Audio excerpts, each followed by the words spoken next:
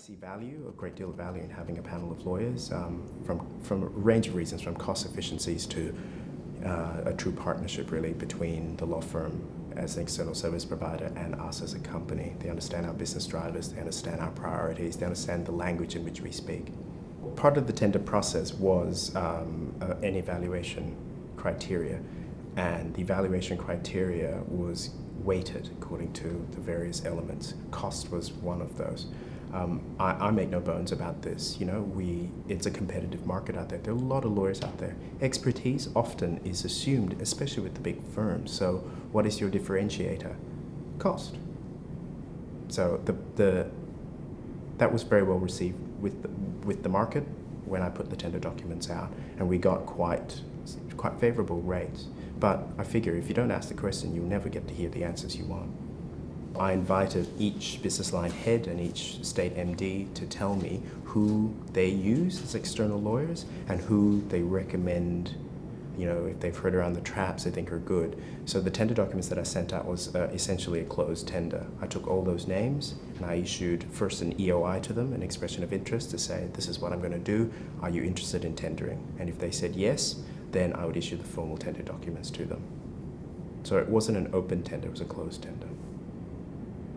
My big expectation is that I expect the service providers to be solutions driven, commercial and solutions driven. That's how I expect my team to run. As an in-house team, I expect my external lawyers to do the same. For example, I don't want wordy letters of advice that explain the law to me that I probably already know. If I ask for it, because I need it to go to a wider audience, then I'm happy to pay for it. But from my perspective, if I'm asking for advice, I don't want detailed legal background. I know it. I just want you to tell me what to do. So being solutions driven and being commercial about the risks that you think need to be identified and how to service that risk is important to me. The reason I farm out work is different. The reason I farm out work essentially falls into three buckets. I don't have the expertise to do that. I can't be expected to know everything. I don't have the time because we're short in resource, or there's a larger deal and there are two really large deals and I just don't have enough time in the day to deal with both of them, or shift the risk. If I think that this is a risky piece of work and I want to be able to take the risk outside of the firm, I will brief the work out. Say, for example, there is an advice that I'm not very sure about, or I think that the deal that we're going through could go either way. What I do is I get an external advisor, one of the panel firms, to give me advice about what to do, and then we rely on that advice.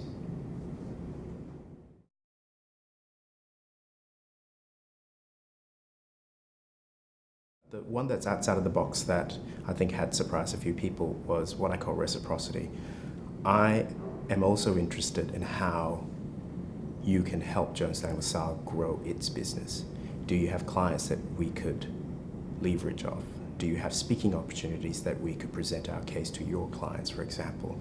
Are there publications that we can co-market with you that increases our audience base? That kind of stuff.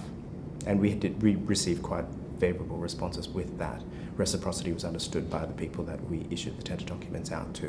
A lot of them sat down with me to discuss what I meant, and they came back with some interesting and innovative ideas. A lot of them provided us with speaking opportunities, for example. That's a very simple one to say. They have a client base, they have dedicated clients with particular areas of interest. We could just slot in as a guest speaker. That increases our profile within the business community. We only do commercial work, so that's where the value is for us.